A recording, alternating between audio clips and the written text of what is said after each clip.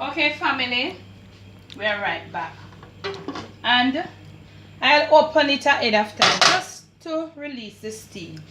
But when I opened it, and to be honest, this is what I'm talking about. The froth, it is gonna come up anywhere it finds. That's a power of it. It will find somewhere and seep through. Okay. Now first, let me let you know. I did not remember to tell you you're supposed to wash your corn. Just like how you wash your red peas or your other peas, you're supposed to wash it and at least 3 times. And I'm gonna show you one day how the correct way to wash your peas, okay? And that is the same way you do your mini corn, okay y'all?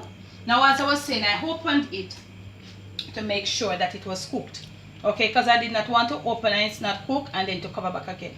But I wanted you to see the froth, the power of it was way up when you open it. When it's just, when the pressure is released and you open it same time, the froth is up like almost to up here. That is why it come up. That's the power, that's the nature of the mini corn.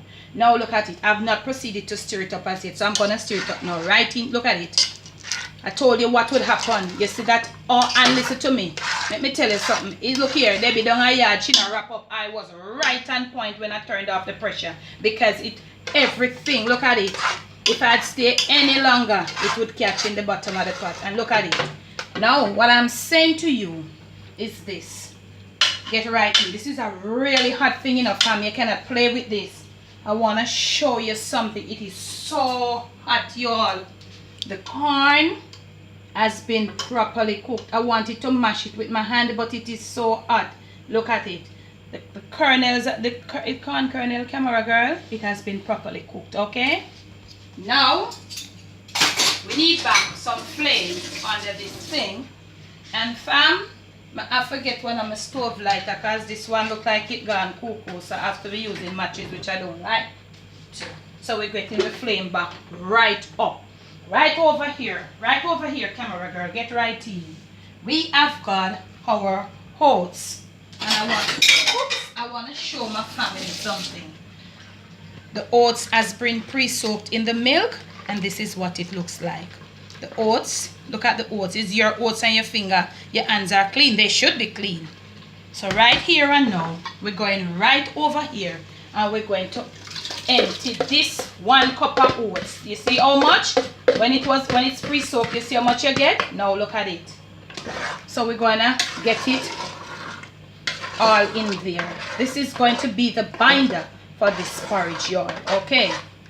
Flame must be up at this point, and we have little milk leaf, and we're going to put it in there. Okay, y'all? We have hot water, as I told you, as you're always to have hot water, some hot water somewhere along the line in your kitchen. So we're going to get it in there. Right up. We have got some vanilla, and we are going to put in about a tablespoon of vanilla, okay? And at this point we are going to proceed to put a little salt, because we don't salt it as yet, you know. So you're going to salt it before you sweeten it to try to get the taste, not too much, okay?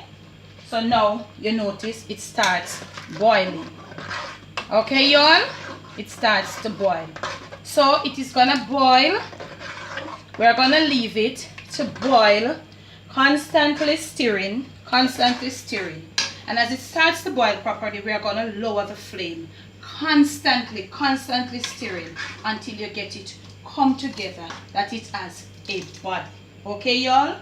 So when we return, after about another 10 minutes, 8 to 10 minutes, medium flame, medium to low, constantly stirring, the oats is gonna be dissolved and everything is gonna come together, and you'll see the porridge with a body. Then we'll proceed to sweeten our porridge. Okay, y'all?